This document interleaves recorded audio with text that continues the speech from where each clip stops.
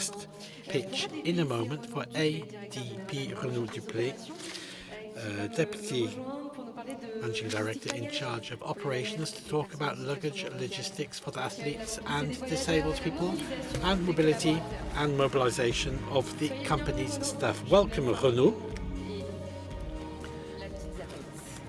Renaud Duplé, ADP. Hello, everybody. We should have some images for you, which should be shown up on the screen. A short, silent film showing some of the moments of joy that we saw in our airports this summer, as we were a place that hosted many of the athletes and spectators, and we're going to see how we survived this incredible moment. 2 years ago,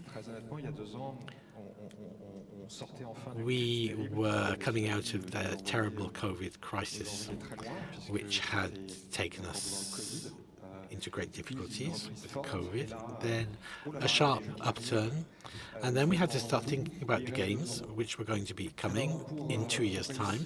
And so to make a success of this in 2 years, you need to change your methods. Airports are infrastructures. We're used to building terminals for 30, 40 or 50 years. We just celebrated the 50th anniversary of Terminal 1. And so there we had to switch to the same approach we've seen here, the event mode. And that's not our core business. That's not what we do. Think pop-up, one-off, one-shot, temporary. And for that, we needed to move our teams, get our teams to move, to think about something that would only be lasting for a few days. So we didn't build big concrete buildings. We put up tents. We did recycling, circular economy. We took everything we could to avoid having things that remained afterwards. And we also had to think about training to prepare.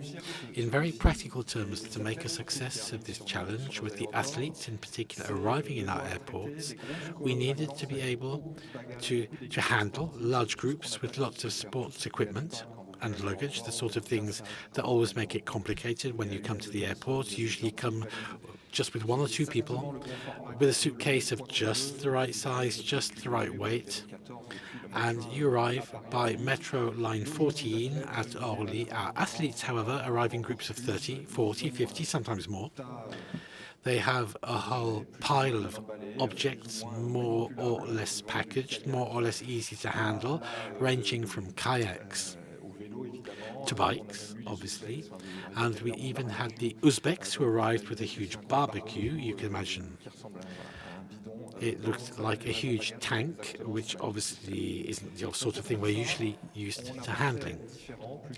So to do all this, we decided to do things differently, in a more flexible way, opening doors in the airport which are usually closed.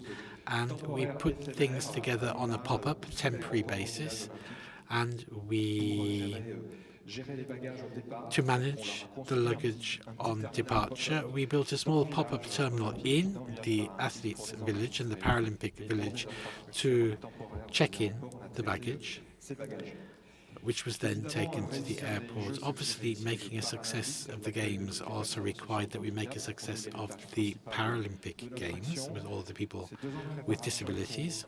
2 years of preparation to do something that might seem very simple but is in fact very complicated,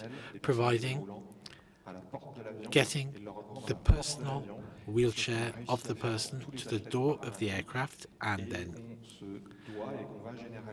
doing that for all the athletes.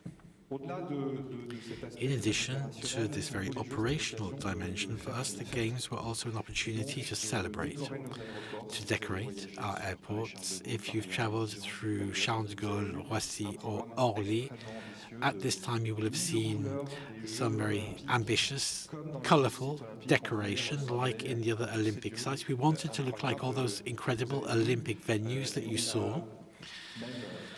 And we even put the Olympic rings on the frontage of Terminal 1. All the engineers initially said it wasn't possible, but in the end they got there. So we wanted to celebrate this with all of you, with this unique decoration, which we then recycled with Muto, who you saw on the stage just a few minutes ago. and also getting our teams to change their roles. We had an exceptional in-house volunteering program with 1,500 volunteers, accountants, office workers, people from human resources, public relations who came to work on receiving people in the airports, and the groups of athletes were welcomed at the gates by our volunteers with their little boards saying, "Welcome to Paris, we're going to look after you, we're going to reassure you. Focus on your event, we'll deal with all the rest." Obviously, we did all of this in close collaboration with all our stakeholders. The airport isn't just the airport manager, it's not just ADP. There's the airline companies, assistants, service providers, the state, the police, customs. Everyone needed to be on board, and Paris 24 were there with their volunteers and their staff in our airports to provide their services. A big celebration, a lot of smiles, as we can see on the images here, and that really made it all worth it and brought a close to a period of crisis and opened up to a new era of inclusive hospitality, with an airport seeking to be lower carbon, seeking to do things differently, and sometimes realizing that we can do things just for a few days rather than for 50 years. Thank you very much. Renaud Duplé for ADP, Airports of Paris.